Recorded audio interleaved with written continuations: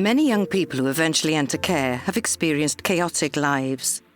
They've often been abused or neglected, making them vulnerable to exploitation, substance abuse, self-harm, and mental health difficulties. When they come into care, some find the residential or foster homes they live in aren't enough. These young people often move from placement to placement until eventually it seems only secure accommodation can provide the safe environment they need. We spent some time talking with young people and their social workers discussing what it's like living in secure accommodation. Everyone was having meetings and decisions about where I was and my life, and it just felt like I wasn't being involved in any of it. No one gave me a warning that I was going into Secure. I didn't know anything about it. I just had a social worker turn up and she was talking me through it. And then the next minute, these men came up behind me and picked me up and threw me in the van. And I was like, I didn't know what was going on. I thought I'd got kidnapped. It was so scary and it was horrible.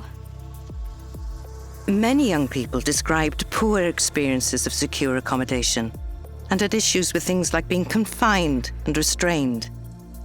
They'll put you in a completely empty room with nothing in.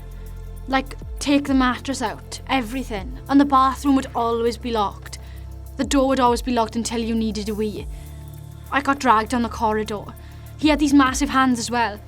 Both his fingers were in my eyes when I was being dragged down the corridor. I couldn't see nothing. Like, literally, it was horrible. I don't think he should have done that. In contrast, more relaxed, homely units do exist, and young people who stayed in these found life there easier. That Secure I went to, I loved it because it was all not criminal.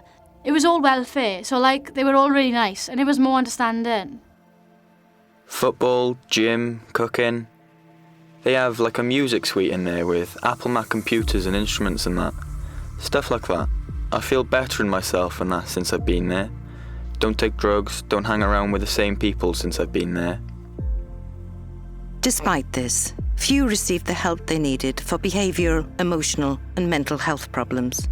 When leaving secure accommodation, young people followed different pathways. Just over a third of these young people settled in new placements and progressed well. The rest did poorly. Many became troubled by behaviours such as self-harm and going missing, and many went back into secure accommodation. The prevalence of exploitation, mixed in with poor mental health, mixed in with neglect, that leads to secure or mental presentation that might need sectioning, they're increasing. Studies show this. I almost feel as if we need a social worker who's actually clinically trained, as well as the normal route that we go through. But that's what I want to fight. That's what I'm fighting for now and would like to see. Positive outcomes appear to be down to the quality of the young person's placements, consistent relationships with key adults, and access to sufficient mental health support. In these cases, placements were maintained. Young people continued to progress positively and even displayed interest in career planning. To enable this positive progress for all our young people, action needs to be taken.